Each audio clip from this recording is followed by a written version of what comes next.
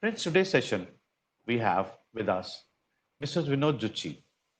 He's an IAS retired former secretary, Minister of Tourism, Government of India. We request Mr. Zutshi on what domestic and international tourism should mean for us post COVID-19 and also guide us on how amusement industry can be part and parcel of tourism industry. Over to Mr. Zutshi, please. Mr. Zutshi, please come. Thank you, Mr. Anuj, for such an elaborate description of my profile. Thank you very much. Thank you, sir. Mr. Ajay Sarin, Mr. Rajiv, the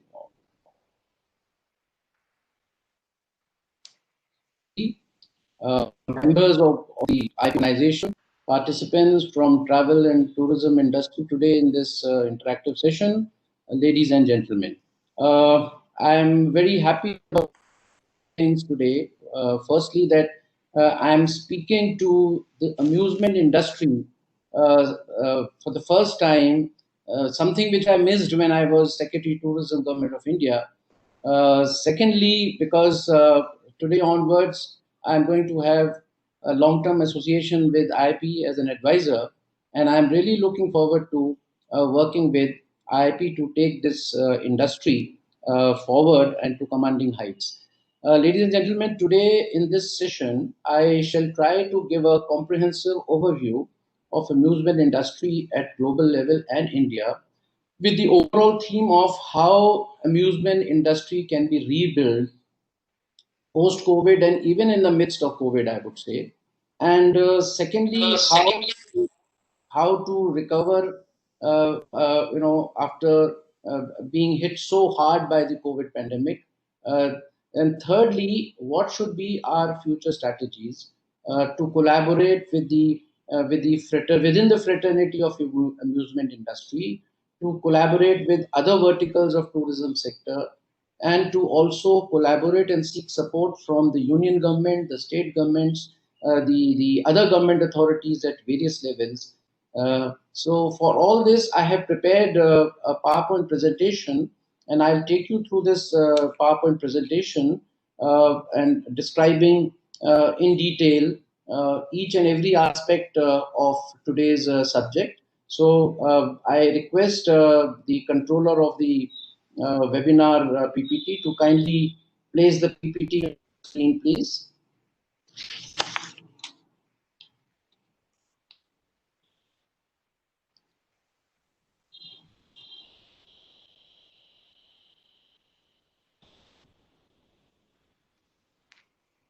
Yeah, is it visible, Mr. Zutshi? Thank you, Mr. Anuj. So, friends, can I come to the slide? Next slide, please. Yeah. So, friends, I'll begin with a little bit about global amusement industry. I mean, the trends and the status which happened before the COVID started, and what's been the impact, and how the parks are recovering and rebuilding. How are they reopening in some countries like Florida and in Shanghai, Walt Disney? There has been a reopening. What have been their experiences? I mean, that will be useful for translating them or using them, replicating them in the Indian context once the lockdown is lifted in India as well, and of course the future prospects. So basically, I don't want to go into the figures, but amusement industry and attraction industry, as they call it. There is an organization called IAAPA about which all of you would be knowing. So in all, it's a huge industry. It's a huge industry with billions of dollars involved. In fact, in terms of visitors, I picked up the figure from IAAPA figures of 2016. They had projected a total 1,200 million visitors in 2019. And one can imagine that the way the industry is progressing in terms of the growth, it is certainly going to touch 10 to 15% in the coming years once the COVID settles down. As far as the impact of COVID is concerned, we all know it is not just India. The entire amusement industry, ladies and gentlemen, came to a standstill globally. There have been huge losses, and there's no point in quantifying the losses. It won't serve any purpose. But then, what is the road to recovery? That is more important for our concern. I would like to flag two particular case studies. China has been the earliest start. In Shanghai, the Disneyland has started with 30% occupancy or 30% of people allowed. That was in May. And Universal Park in Florida and some more parks in Florida have started from June 1st. Some have done partially. In phase one, they have started with 50%. In phase two, they propose to start at 75%. Other major players like Six Flags and Busch Gardens, Cedar, some of them had a proposal to start from 15 July. It's been just a day later, day earlier. So one has to see what other global parks have started. Now, in Florida, the moment it has started, the media and there's been a lot of fretting and fuming on opening of parks, and they say that the number of cases of corona have increased, after the parks have opened. But then the administration is totally supportive there, and no such decision has been taken. And I have seen the videos of these 2-3 places where the reopening has started. People are jubilant, although the capacity is low and the occupancy is, of course, very low because there is the limit that we had originally set. So, as far as India is concerned, as you know, the unlockdown guidelines which were issued on 30th June for 1st July onwards, amusement parks unfortunately have still been put under the lockdown. Now, I would like to cite some of the experiences of opening of these parks because India is also going through the same process, and it's always good to experience from others rather than experiencing yourself. Now, in Florida, I'll take two cases. One is Universal Theme Park in Florida, which started in first week of June, and the other is Shanghai. Now, the experience in the first, say, 1.5 months in Florida has been it drew less visitors. Consumers were reluctant to gather in crowds initially. Of course, there was no wait time for visitors because the crowd was less. They all followed social distancing and enhanced cleaning. In fact, people were made to keep social distancing. But the crowding of visitors at temperature checks, visitors did not keep distance unless encouraged and monitored by the staff. That was one of the experiences which were reported from Florida. And according to them, getting guests to social distance was a bigger challenge than laying the infrastructure. So even the new reservation system was developed, and in fact, the coming back of the park bill is estimated to be slow but gradual. In the second case study of Shanghai's Disneyland, it had opened earlier in May, and they limited the capacity to 30% at the moment. Again, less people, social distancing was easier to maintain. And it was something like, according to this experience, it was just like in India, if it is a pre-pandemic off-peak weekday in the afternoon or wherever there is a non-prime time, something, the crowd was something like that. No casual entries were allowed. No last minute decisions to visit a park. You have to do online ticketing. Then IAAPA guidelines were followed in terms of online purchases of tickets. Then all inclusive packages were followed, which included even the fooding and games and shopping through online booking. And only guests will arrive, nobody else will arrive at the gates. Social distancing, big markers were made where to stand. Temperature check has been done. Face masks, one disposable mask has been provided to the guests who did not bring their own. Parking spaces were staggered. In Disney, as you know, I will like to recall that there is there's an appearance of characters, Disney characters there who generally hug and they greet and meet people. Now that, of course, as per the guideline, has been stopped, and instead a vehicle, there's a drive-by where the characters, they sit on the vehicle and they go pass by the visitors, so they just watch from a distance and say bye bye and all. I saw a video also the other day, and it was pretty good in the sense that social distancing things were maintained. In terms of the actual equipments, what they found was two challenges: was keeping social distancing in the coaster and other rides. In Shanghai, riders were to sit one row apart. and staggered seating was there. Some rides were allowed only for one group of people per car to avoid, having people with strangers sitting with strangers. Then other things were marked signs and taped areas. More performance of certain shows because the capacity is low. So instead of having just one show in a day, they repeated many shows, on the same day, so that people with 30% capacity, they are able to see and they can use it more. Then longer time and safety and entry and exit venues. They were It took a lot of time to enter to exit because of, again, they were staggered. They were not hurled into as in a crowd. Hand sanitizers at all entrances. In terms of fooding, the table resetting, as we have done in restaurants in India also. Open air is being preferred than a closed indoor because of COVID threat. Placing orders via smartphone. You see the menu on board, disposable plates and crockery. And these are some of the steps which were taken in Shanghai as a case study. Now, why I mention all this in detail is because same issues will come in the context of India also. And in fact, even if suppose the guidelines for Indian amusement industry may not have been issued by MOT so far, but it is time that we must frame and place it before MOT, because sooner or later unlock down will happen, and but the things will remain the same. And as a guideline to the ministry and to the government and to the local authorities, more or less it is the same. They've already placed those amusement parks which have hotels and accommodation within have to follow what hotels are being followed. Uh, if there are restaurants, the same guideline which restaurants are following, because of these new guidelines coming from Government of India, have to follow. Similarly, other things which are common as a standalone and within amusement parks. So that is not difficult to frame those guidelines and implement them. The only thing is that the government has still not been convinced about starting off amusement parks and cinemas. And as one of the questions has also been raised, can we not debracket from cinema and entertainment and combine? Yes, we can. I will answer this question later at the end of my presentation. Now, coming to the next Indian amusement industry, can I have the next slide, please?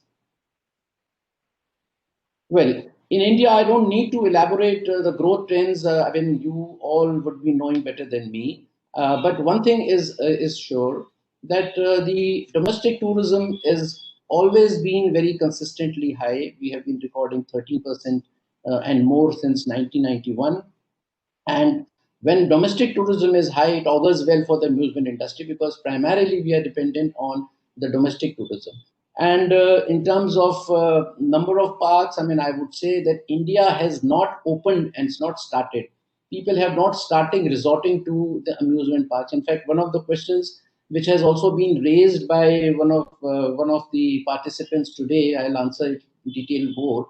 But since I'm speaking in that context, unfortunately, amusement industry has not figured much, or I would say nowhere, even in the tourism policy. In 2002 policy, it's a very brief policy which is still operational, but the 2015 draft policy also, which has not seen the light of the day, there is no mention of amusement industry. Now, this is something which I think, now, in terms of number of parks that we have with 1.35 billion population, I have a feeling that there is a lot of scope with whatever parts we have to expand, to increase in volume, and number two, to have more investments in the amusement industry. I'm speaking of the pre-COVID thinking. I mean, post-COVID has thrown new challenges, but then ultimately another year, another 1.5 years, and you will have almost the new normal will like the normal. Rather, it should be better than the normal. Though, so we have to see all these the growth figures. So we have been growing in any case pre-COVID at the rate of about 11% CAGR.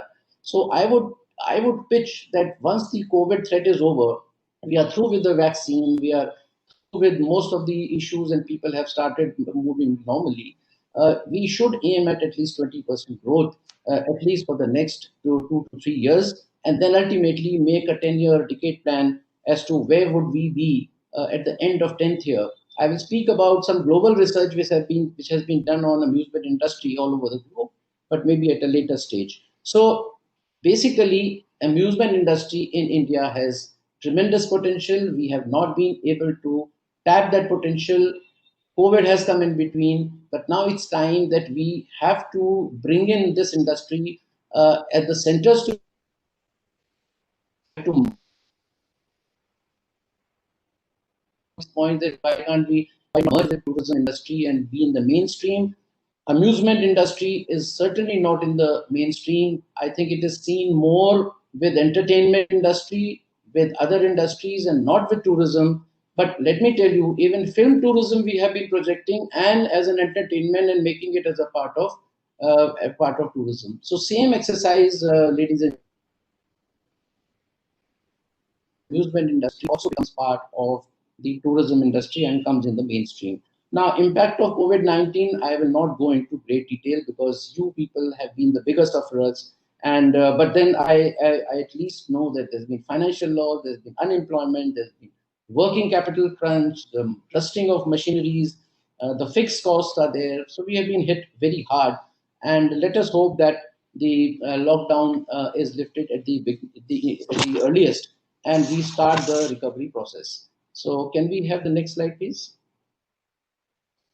Well, now, main issue is how to reopen and how to recover, how to rebuild.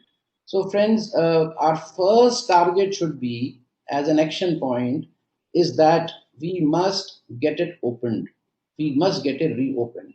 Now, the question is, how can we do it? One answer has already been given in a question that we must convince the governments. Now, when I say governments, it means we have to first of all convince the Ministry of Health, we have to convince the Ministry of Home, we have to convince Ministry of Tourism. And as you know, Ministry of Tourism is our gateway all the sectors, for all the ministries. So we have to go through MOT, but I would not mind even going through directly to the ministries of health and home to impress upon them that we are different from the entertainment industry, we are different from cinema, we are just like hotels and malls, mini malls, placed in an open area.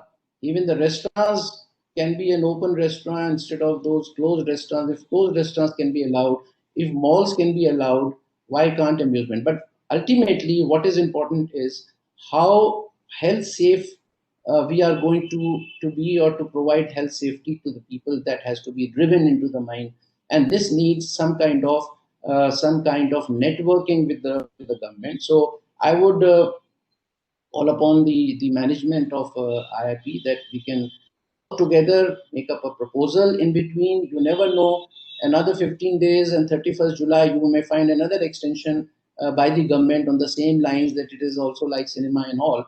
So we must use this time to put across this point before the ministry that we are different. And also, whatever guidelines and part opening, if you can do, and you can propose, which is of course should be economically feasible also. Why can't you have just F&B? Why can't you have just open air restaurants? Why can't you have merchandising?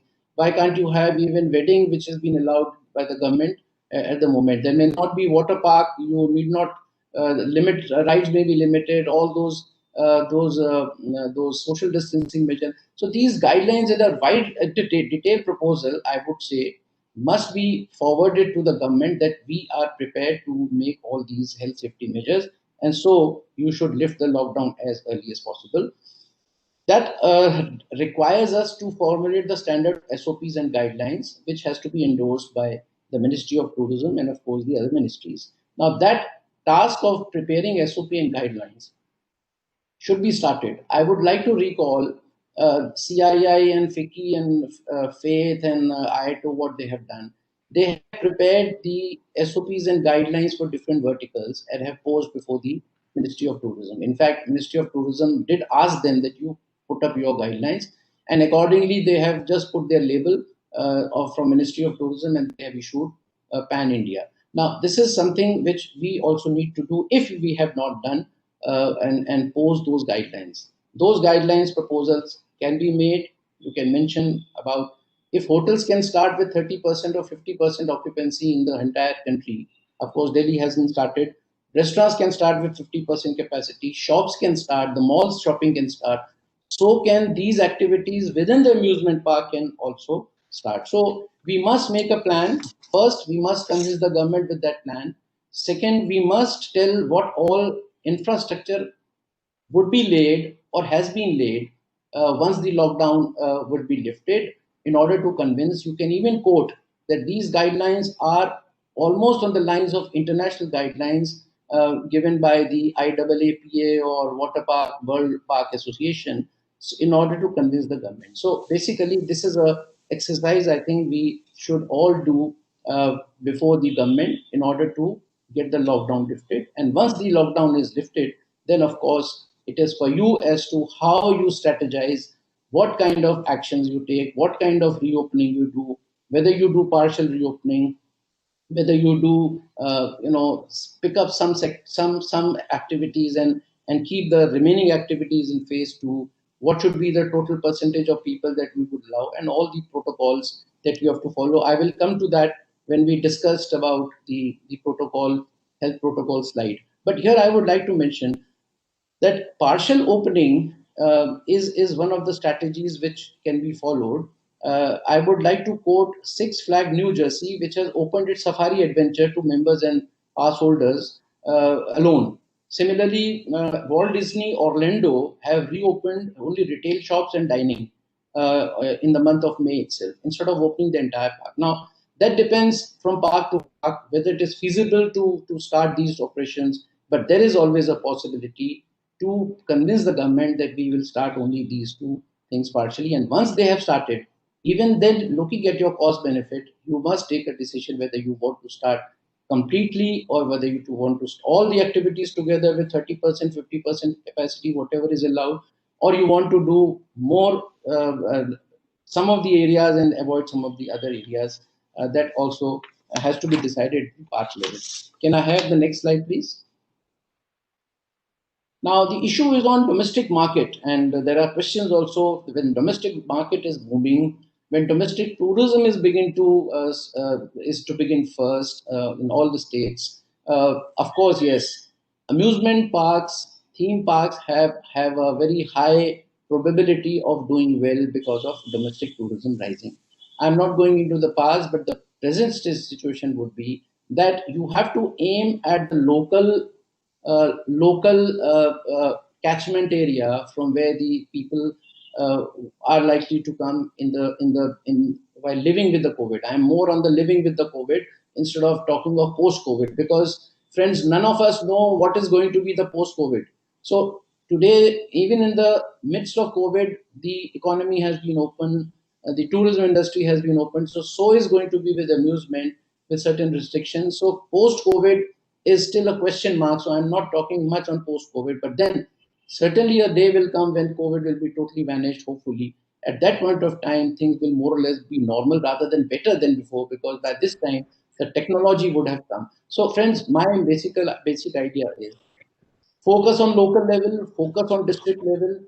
For outsiders coming outside the district, some of them, if they are coming for a particular destination, club their visit with the destination, put them in the itineraries, put them on the tourist maps, and so that when people visit, they should know that there is a theme park around this area and they can spend half a day or full day there as well, along with the destination. And at this time, I must say that you must keep your consumers engaged through social media.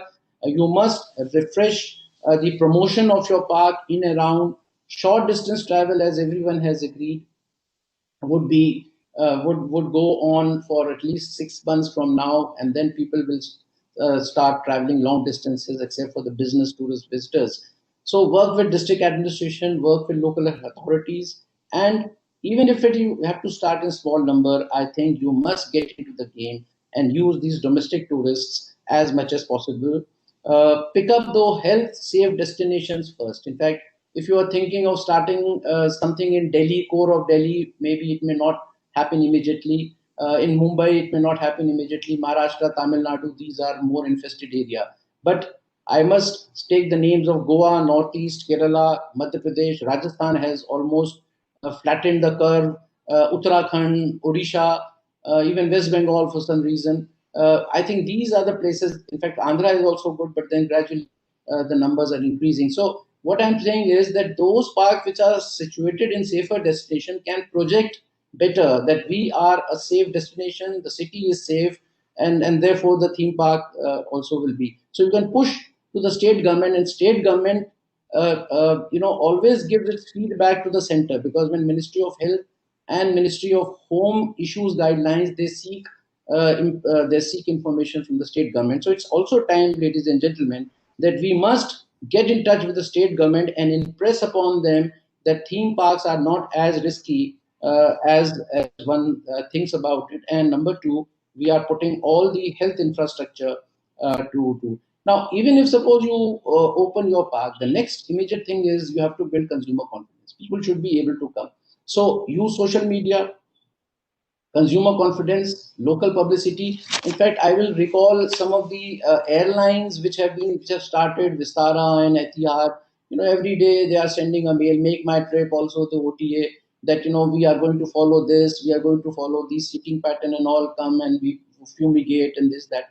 Now this kind of thing, to my mind, whether individual parks do it themselves, I've seen that some of them have started. I won't name them, but then I was very happy to see that engaging with the people, engaging with your future consumers within the domestic sector should start and keep them busy. In some cases, it is even in terms of launching quizzes and contests. So even if people are not coming, at least keep them engaged, be visible, be known to people. They should not forget, and you should bring them in their memories again and again. Can we have the next slide, please? Now, coming to the role of stakeholders. Now, this is very important. We have the stakeholders like union government ministries. I didn't mention just Ministry of Tourism because there are many issues. In fact, if I may recall the demand charter, which has been posed by IIP to the government, it is they are related more not with so much with Ministry of Tourism, but other ministries. For example, issues regarding GST and giving some removal of GST for 12 months, deferment of fiscal statutory compliance deadlines, customs duties, and likewise some other. Now, most of the demands which have been posed are related to other ministries, even in terms of ESIC, which is related to Ministry of Labor. So we have to deal with Ministry of Home and Health, for example, in the beginning till the lockdown is lifted. After that, maybe we don't have to deal with them. But in the meantime, ESIC, Ministry of Labor, then your Ministry of Finance, RBI, these are the stakeholders with whom we have to interact. Now, I would take the details of the demand charter and give my comments on each of them separately when we come to that slide. But the point is that we must present a case to them. I'm only repeating what I mentioned earlier, to Ministry of Home, the Health, the Ministry of Tourism before the lockdown is lifted. There is a question as to what Ministry of Tourism can do for amusement park. I would wish to attend that question here, in the sense that, let me tell you, as far as amusement parks are concerned, I have been in the ministry, I've been in the state, in the tourism department. So you would need more help from the state government, from the district authorities, rather than from the center. I have also already mentioned about the policy. We need to incorporate amusement industry into the new policy because it is still in the draft stage. That is a different matter. But the point is that in the overall expenditure or the schemes that Government of India has in Ministry of Tourism, let me tell you, we spend 65 to 70% on infrastructure. So we pass on money to the government, state governments, and they make the tourism infrastructure. So money doesn't come to any industry. You have a good infrastructure for people, which will help the industry, but not directly to the industry. Then we have promotional money, almost 20 to 25% promotional money. Then we have money for skilling for these institutes of tourism management and the IHMs and all. Then we have money to be given to ITDC and to ASI for monuments and to make have some small projects.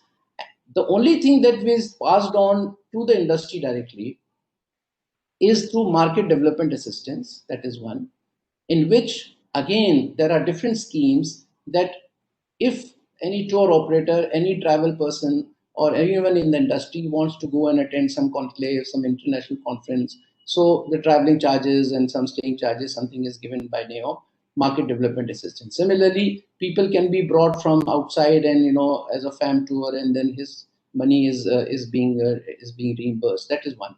The other thing is to conduct events. So ministry gives money for conducting events. PhD, CCI, and CII, and the FICCI, they all get money to conduct events on different themes of tourism.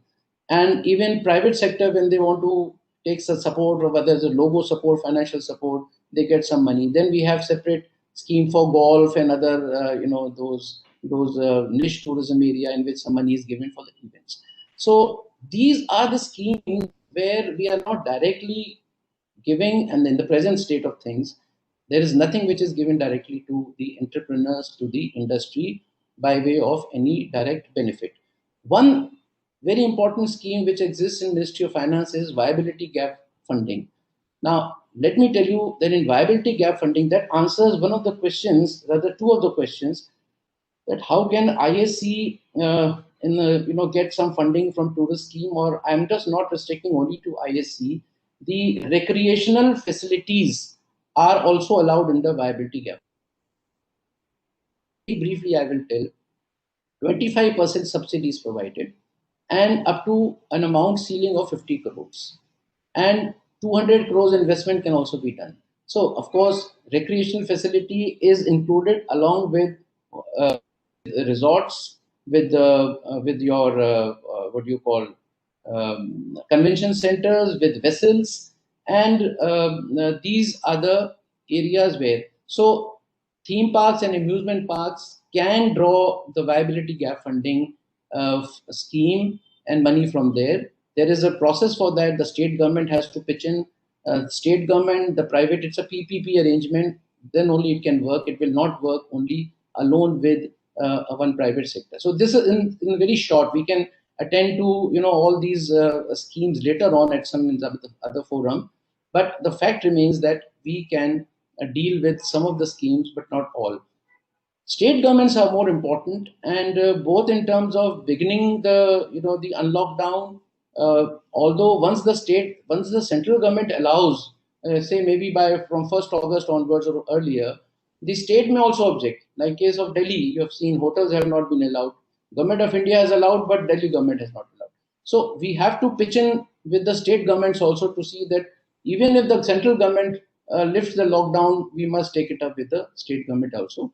And for many other support, as I mentioned, whether it is electricity, whether it is water, whether it is licensing, the local authorities, these are more important, law and order, than the central government and Ministry of Tourism. Let us focus more on the state government schemes and incentives and levies and other things. And of course, same applies to municipal local bodies, because local permissions, connections are given by them. So we have to keep them also into loop, and they can be of great use. Similarly, till the time COVID is there, health department is also very important. And of course, I would call upon the members and management of IIP that at the national level, you must be proactive, more assertive with these stakeholders, with dealing with union government and ministries. Even with the state government, the management can take up at the state level, and then followed up with your regional chapters and by the parks at the district level. So this is about the stakeholders where we have to deal with.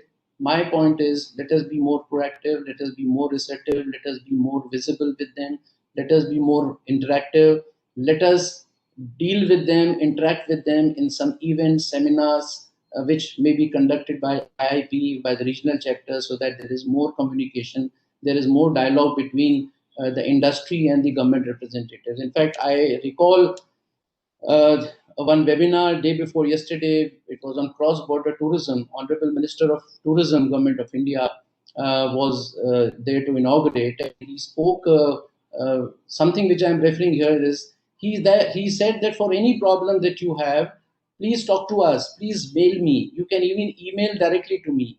So I'm not saying what may happen in future, whether all the emails are approved or maybe agreed to, but the look at the I mean, look at the minister's gesture of calling upon anyone that you can write to me and I will certainly see how. And he said that we are not here to listen to our, हम तारीफ सुनने के लिए नहीं आप लोगों के सामने आए हैं, हम आए हैं आप लोगों से आपकी कठिनाइयां सुनने. Now I would also recall and compliment Mr. Ajay Sareen and Mr. Rajiv and the management.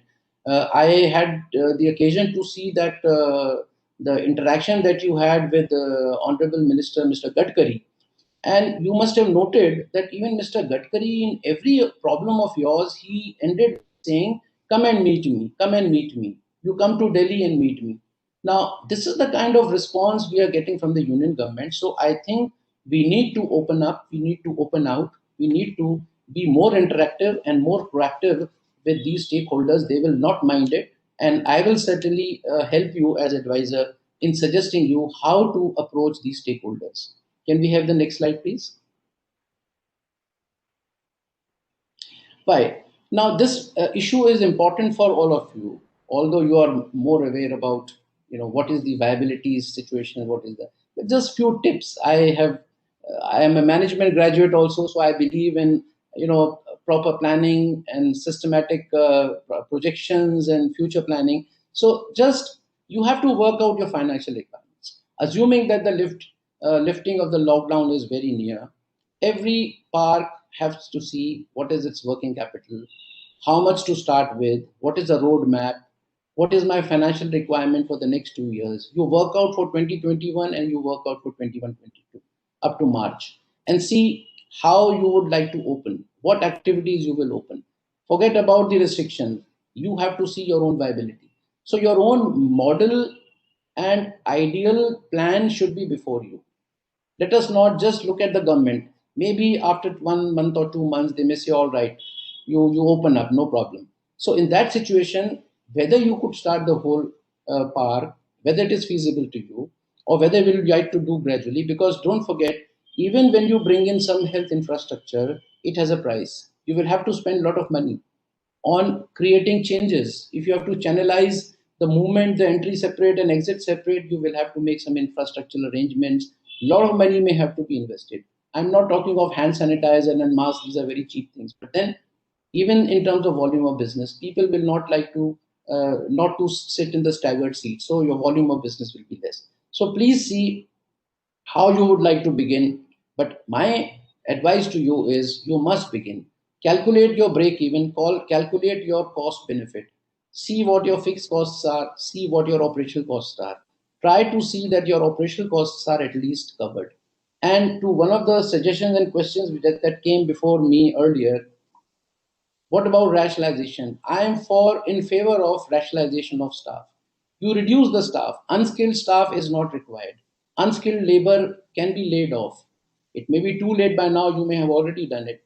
You depend on the contractual staff and the contractual, but keep and retain the skilled staff, because you may not get the skilled staff later on, the trained staff, because you spend a lot of money on them, and getting skilled staff at the later stage may be a problem. But the contractual. So there is no problem in rationalizing. There is no problem in cost cutting and reducing your costs. As far as pricing is concerned, I am always for low pricing in terms of penetration of the market. People will be reluctant to come on the health safety ground, and at the same time, people will be reluctant to pay very heavy money for during parks, because money comes, big money comes when there is crowd, when there are people coming and there is no availability, so they are ready to pay anything. So that demand has arisen. It may take some time. So low pricing, in fact, even in international cases, I've seen that some of the parks have started with reduced rates. So even if there's unviable, but at least you should be in the business. That is important. So, ladies and gentlemen, I would say that while you are preparing about health infrastructure, what are the cost implications, whatever losses have happened. Don't try to recover losses in 1 day or 1 month or 2 months. You may have to stagger it for some time. Most important thing is how you can operationally be viable to begin with when you start. Otherwise, all these days, what will happen is you waited for the lockdown to be lifted. And once the lockdown is lifted, you thought, oh, everything is unviable, I will not start. I'll start only when the COVID ends totally. Now that would mean, going away from the visibility, and people, your other competitors may supersede and maybe take advantage of that. Can I have the next slide, please?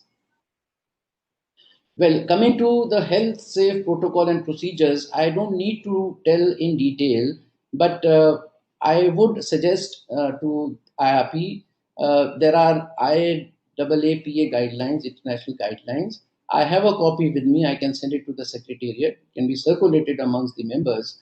Then there are also World Water Park Association guidelines. I can circulate that as well.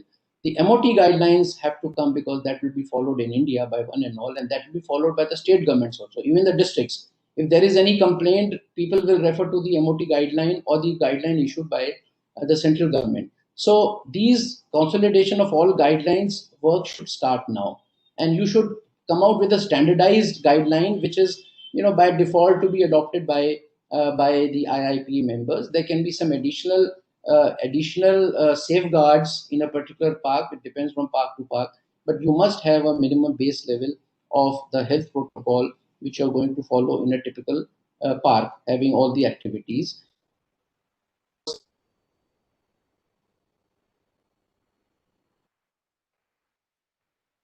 So, which the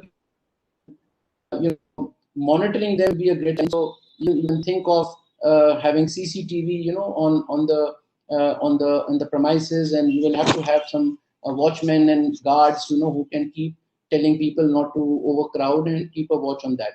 So other than that, in terms of health protocol, I have listed some of them: how to channelize the flow of visitors, how to control the crowd at the gates and all the places, have different time slots, health check mechanism, testing of temperature, and then other things, sanitization. The equipments have to be sanitized after every ride. Social distance in open areas, putting masks and all inside the games also and at the equipments, and then do's and don't signages, and then, as I mentioned, supervision of and monitoring has to be done.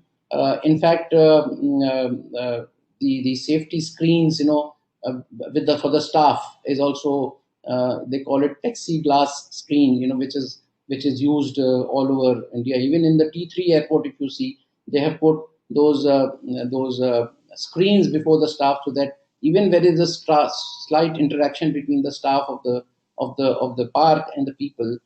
Even toilets have to be sanitized one at a time. For men can also be followed. Separate entries and exits could be done. Then touchless toilets, those makeshift toilets, temporary toilets could also be a good idea, because that will can be spread over in the premises.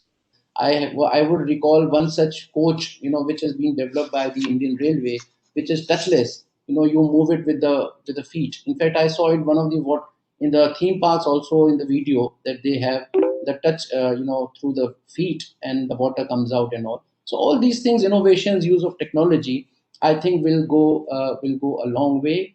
And I'm not talking of the equipments where you may have to have separate seat spacing, and then food outlet. I've already mentioned open air restaurant, shopping outlets. Again, just like shopping is allowed in India, you have markers in front of the shops. Same thing, can be done in this case also. And even in the main gate, you can have a D zone, because people, you can't control the crowd beyond your park. On the main road, if people assemble, it's not your problem, but you can make a security cover, or maybe a D, just like a hockey field D, with barricading. People, once they come inside your D, then otherwise you will find that a lot of crowd gets assembled at the gate, and you will not be able to. And somebody from the police and somebody will say, sir, these parks are having a lot of crowd, let us send the report to the district magistrate, they should close. So you have to be very careful about this part also. Now, I would like to come to the next slide, please. Yeah. Now, I will discuss a little bit about the relief from the government. I have seen the charter of demand which has been sent to the ministries and to the government. So one is about the Employee State Insurance Corporation to pay the entire wages. Now, this is important. ESIC and Ministry of Labor has provided some relief in the ESIC procedures and ECIC front, but then we need to take up the rest of the things dealing with the amusement parks with the Ministry of Labor through the Ministry of Tourism and even directly with Ministry of Labor. For all these demand charters, my request to Mr. Ajay Sarin and Mr. Rajiv and the board is that we must work on each of these charter demands separately instead of just posing it to FICCI or instead of just posing it or maybe giving one such demand charter to one ministry and then forgetting about it. We have to pick up one point at a time and have a strategy as to how we can approach different people. Similarly, waiver of customs duties, of course, is an issue of Ministry of Finance and Ministry of Commerce. So we have to, and for every of these points, it should not be just one liner. We should have detailed proposal dealing with amusement, and don't talk about tourism industry as a whole because that faith and FICCI and CIA have already taken that. You must restrict yourself to your own problem, which may be submerged and subsumed in the overall policy framework or guidelines of the Ministry of Tourism or other. But most of the issues, as I had mentioned earlier, are not dealing with Ministry of Tourism. They should be used more as a gateway. Similarly, in terms of loss of rate of interest to be made more effective, again through Ministry of Tourism, it deals with Ministry of Finance, and of course, it has to do with the Reserve Bank of India. Then Manrega point, which has been mentioned in the memorandum, I would say that this Manrega demand is, I'm afraid, may not be a very valid demand. It may not be accepted because nowhere in any scheme the governments give salary or some kind of employment to the people who have been laid off or direct transfers to the employees. So I would say that we can put it, in the second list. But other things which are directly related to the impact of COVID, I think we should take it up. Now, water electricity is your next point.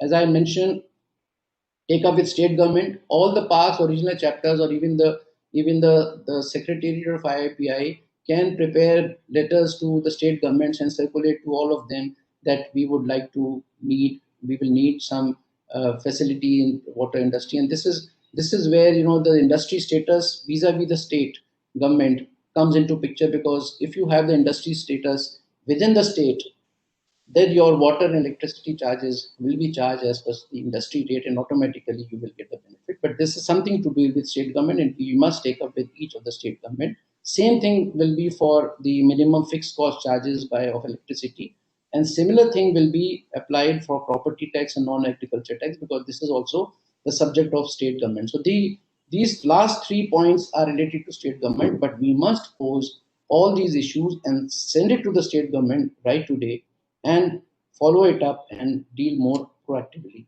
And lower rate of income tax and early settlement of income tax refunds, of course, again an issue of Ministry of Finance, that it has to be combined with everyone, because it may not be different only for amusement industry. And of course extend all existing licenses. Now, whatever licenses are, I'm not aware of the licenses which are needed for amusement parks. I think they must be more with the state government. In case of Ministry of Tourism, I've seen their classification and recognition of travel operators, tour agents, that has already been done. They have just extended without any formal operation. So how would the modus operandi be now for all these demands, as I have mentioned? During the COVID days, you had a very good meeting with Gadkari ji. You could think of having a similar meeting with either ministers or with the secretary, with the joint secretaries, and pose these problems so that they get registered in their mind. You can also go through FICCI or take them along and pose these issues, because in FICCI, in its report, of which I was one of the authors, we have mentioned all your demands, which has been mentioned in your charter, in that FICCI report also, if you can see that report. So FICCI can accompany you. I can speak to them, and you also have a good dealing with FICCI. So we can work together and pose it before the government on the FICCI and IIP platform. And likewise, as I had mentioned, you have to uh, deal with the state governments and make specific proposals for each of these demands. Now, these demands are just one specific example. You may have different more demands to come in future. Can we have the next slide, please?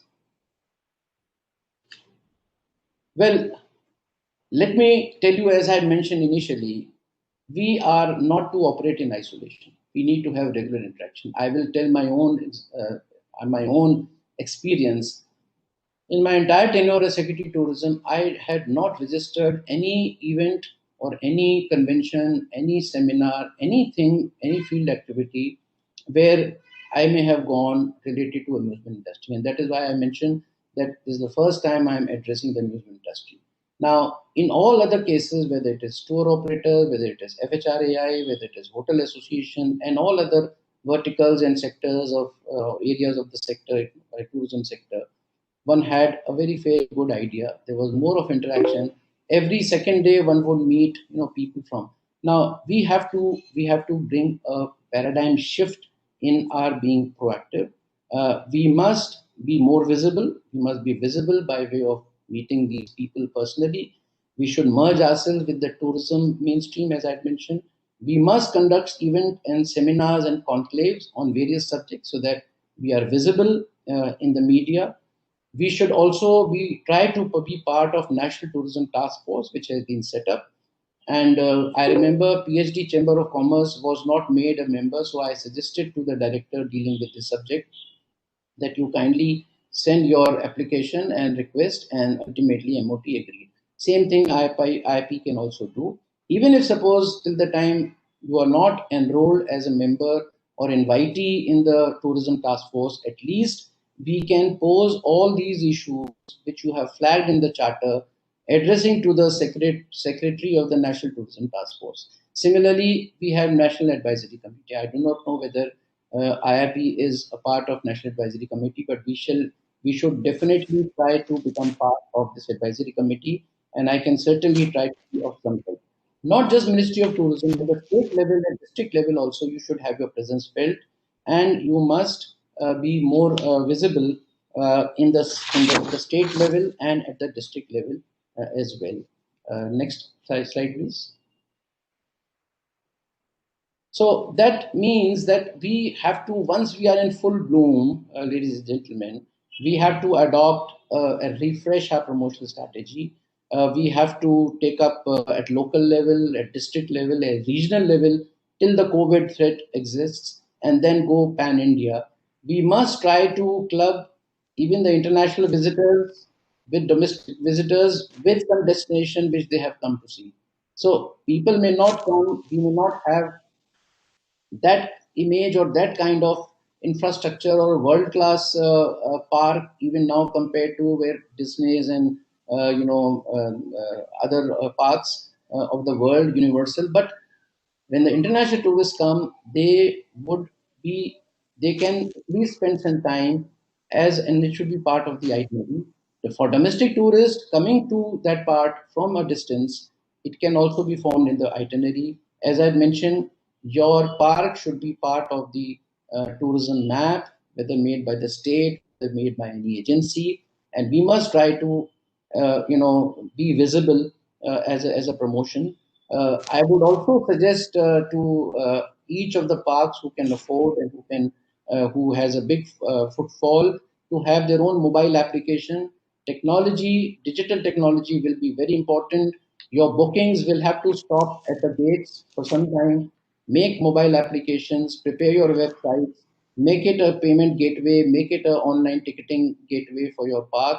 IIPI can work on a standard website, on a standard mobile, and you can rope in some person from the technology and start working on this, because this is very important and this is going to be of great help, not just for the next 6 months or 1 year, even post COVID, post vaccine. I would say that it is going to be of great use. So use of technology, ladies and gentlemen, will be very important. And the more technology you use, the staff rationalization can be easier. You can cut down the costs, after COVID also.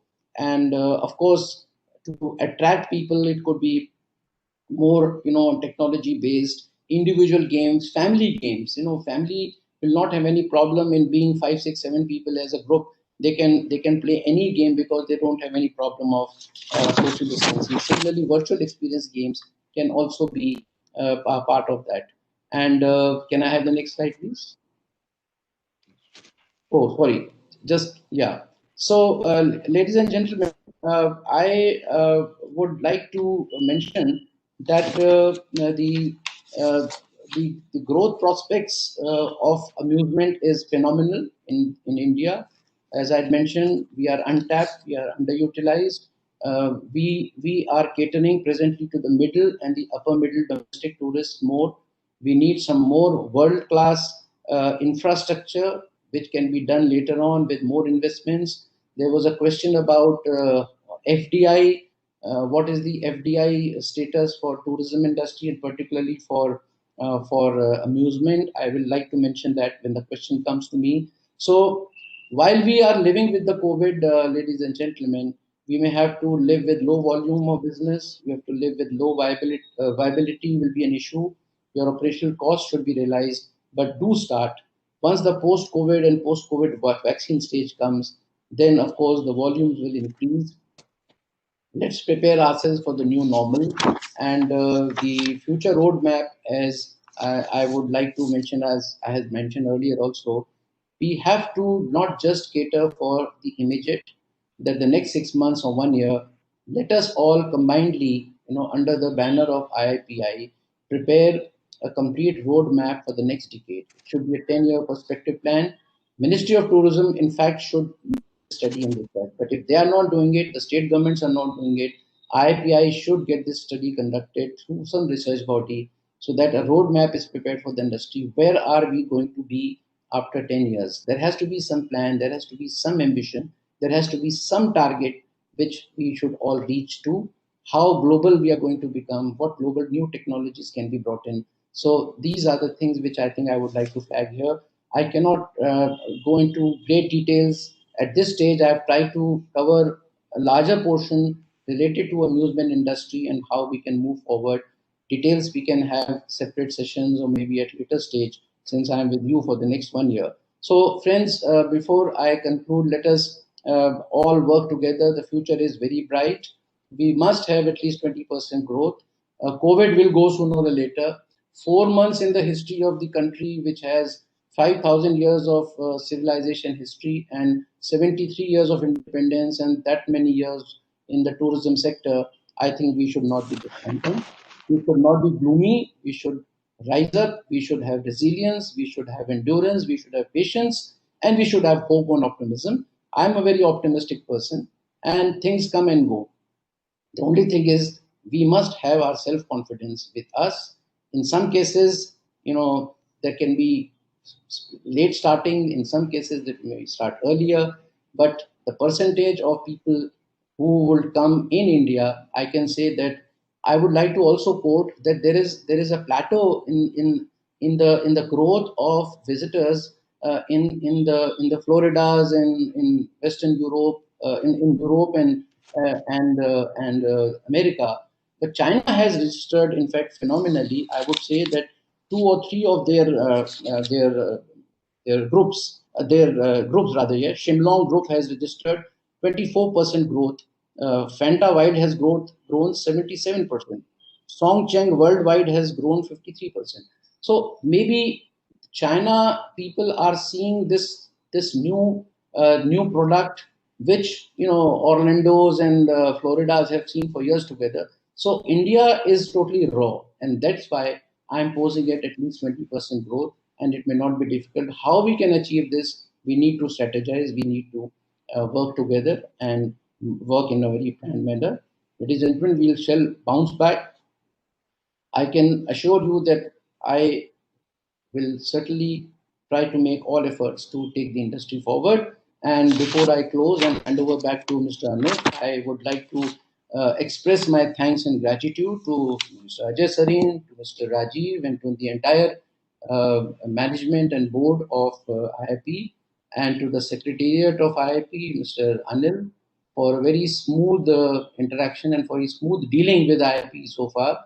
And I'm looking forward to working with all of you more proactively and with a lot of vigor and enthusiasm. So I will stop here, Mr. Anuj, and hand over back to you. Thank you.